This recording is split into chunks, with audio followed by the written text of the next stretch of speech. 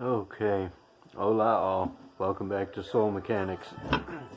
So, the last video I kind of dragged off pretty bad and I missed a few things that I needed to cover.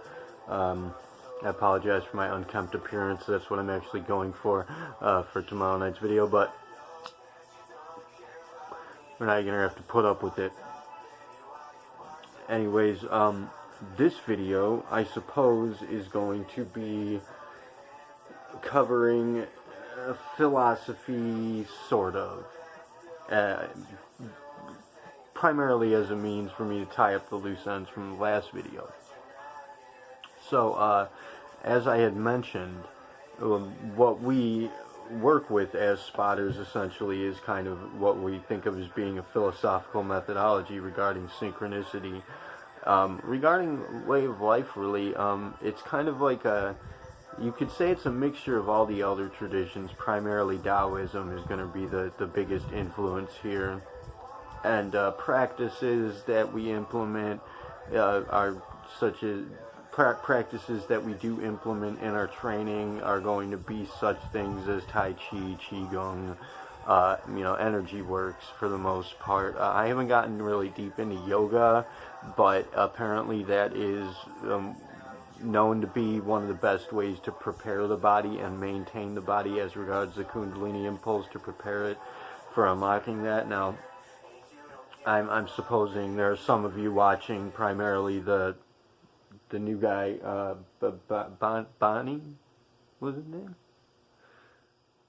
I'm sorry, I don't remember what your name was now, and I didn't know how to pronounce it in the first place, but the new guy, our special operative 111, I'll just call him 111, and another guy who's interested in the videos too, who's been commenting. I really, one of you said, I think it was 111, said that he's honored that I had mentioned him as an operative. I gotta tell you, man, I'm honored that you guys are commenting. I'm very happy that you guys are commenting. Keep it up, keep giving feedback, keep interacting, keep engaging, share the videos if you think they're valuable. Let's get this channel going, man. We're going to kick some ass together. This belongs to you. If you get involved with this, it belongs to you. And anything that you put into it, you're going to get any feedback you give me, you're going to get back in the channel. We're working together on this. It belongs to all of us. A group project, mutual group project. But, as I was saying, you probably don't know my story, but to cut it short, very long story short, I was trained to activate the Kundalini impulse initially. What the Kundalini impulse is, for those who don't know, is going to be opening up the chakras, clearing out the chakras, which are the primary nerve clusters in the nervous system that attach to the major organs in the body, and the flow of electricity, what they call is qi or jing, electrical energy, electromagnetic energy, gravity essentially, and electricity flowing through the body can be blocked up and can be diverted and dissuaded by psychological blockages, by addictions, by traumas. There are all sorts of things that can block these up, and the Kundalini training, essentially the long route, is learning how to unblock these naturally, through the implementation of psychological methods and such things as Tai Chi, Qigong, as I had mentioned, yoga even, would be methods by which to open up these chakras, unlock them, and allow that energy to flow through up into the pineal gland ultimately, and through to the crown, which is the entirety of the brain. Now, I did not do that. What I did was I used a mixture of drugs, primarily psychedelics, and drugs that I had concocted on my own, and really sort of forceful meditative practices to sort of force it. It's kind of like a shortcut method of forcing it loose. And what happened when I activated it, you could say prematurely, it just barreled through my system, and it tore through me, and it fucked up all, like, I had major organ failures, I've had several major surgeries, I've been I've been in a coma. I've been put under several times. I've died on a few occasions. I mean, you don't want to fuck around with this Kundalini impulse is what I'm trying to say. But what we want to do, the course that I'd like to do with you, particularly 111, is actually give you the long route method, show you how to open it up. What we're gonna do essentially is try and use a mixture of the long route natural method and the shortcuts.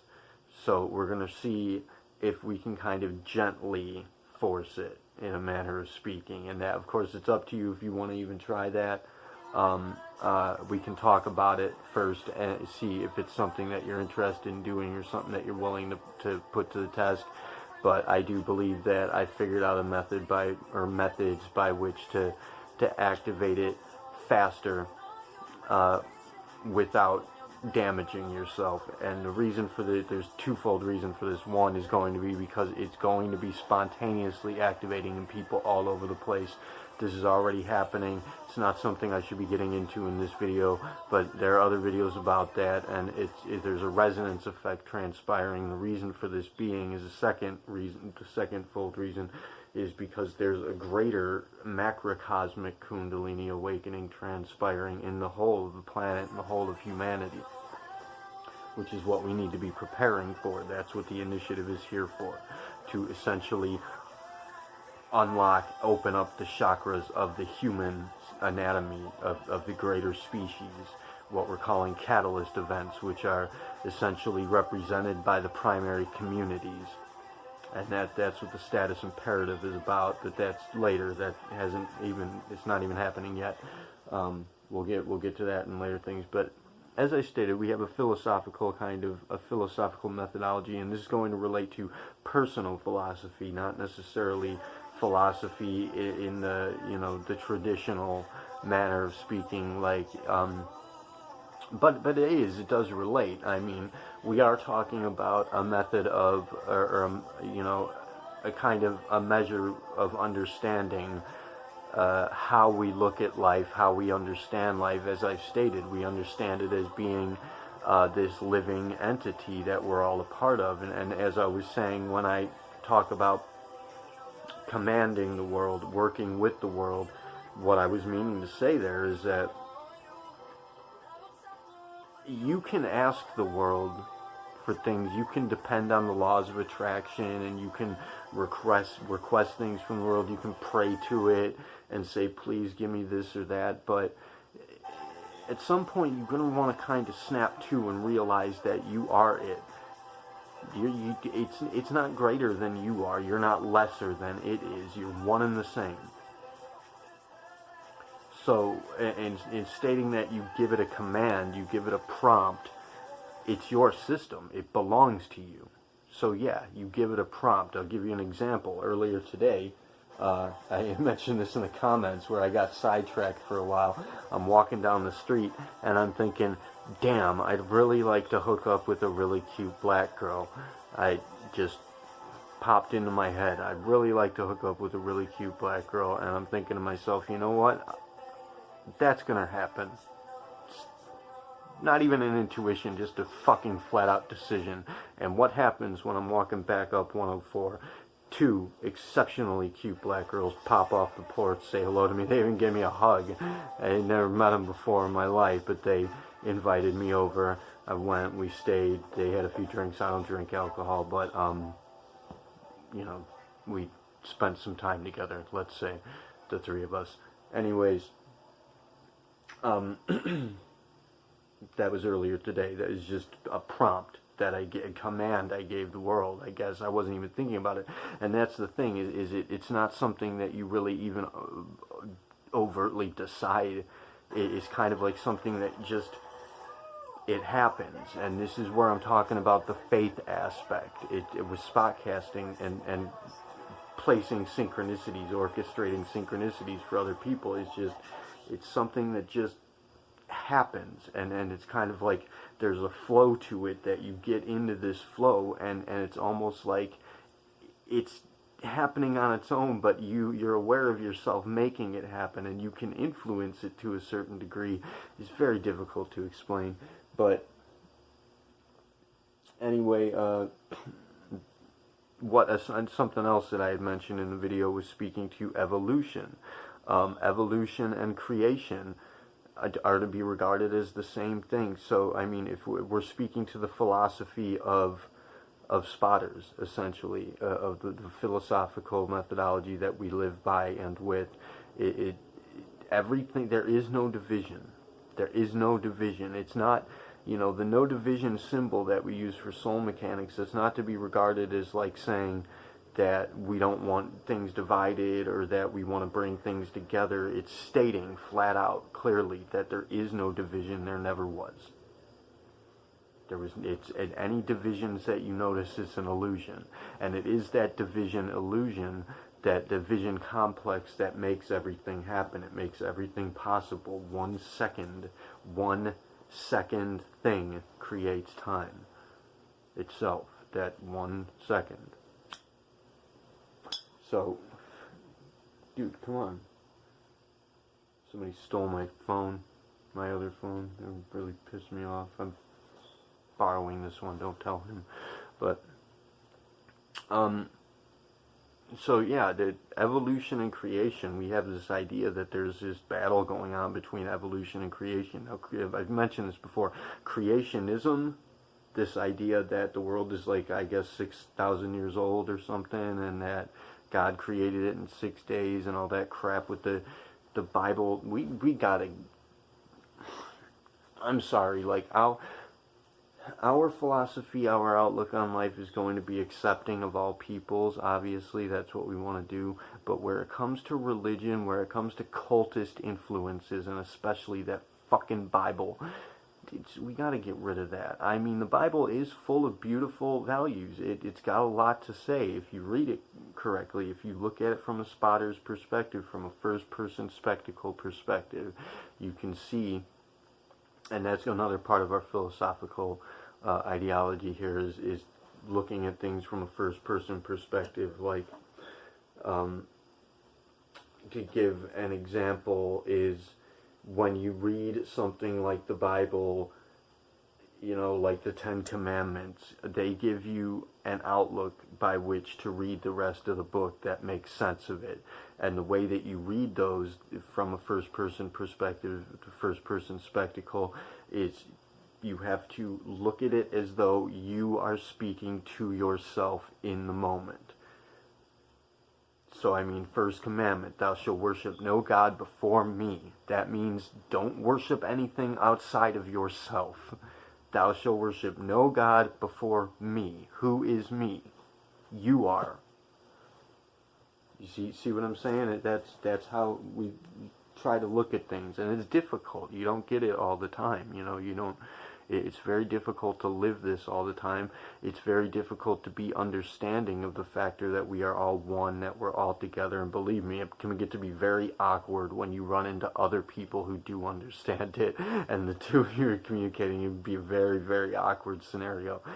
It's going to be difficult to make this transition into this way of life, ultimately, but gradually we are making it. And for Casey, if you happen to watch this, milady, yeah, we are making it. It's gonna work. She's got a pessimistic, she thinks she's realistic view. She's very pessimistic about this whole thing, but she is a master operator. My God, madam, you are fucking amazing.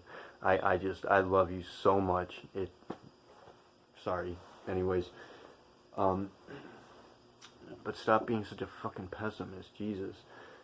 We are doing it. It is going to work. And I run into people every day who have that outlook, and I run into people every day who, like those girls, will run up and hug me first thing, treat me like, well, they didn't treat me like family, but that would have been weird. But no, people who do treat you like family, I mean, the more that you live this way, the more that, as I stated, the more that you acknowledge the life in the world, the more it's going to acknowledge you. What I was saying about this, sorry, I got way off track there, tangent. The thing about the creationism, that's stupid. Like I said, it's just a fucking stupid idea. We can ditch that, do away with it. It's ridiculous. I mean, there are values in play with the concept, the story of God having created the world in 7 days. but essentially that's just like the weak. That's the value that makes our weak happen. So it's like useless. It's not. It's boring.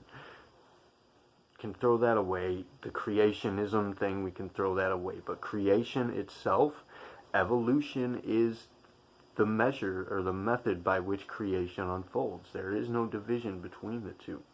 Science and not religion, but science and mysticism, they're one and the same. Quantum mechanics is showing us this. It's showing us that the observer, your directive influence, directive relativity is in play. You are the directive. You are the director. You are the directive influence upon the world and its creation. Reality presents itself for you at your whim.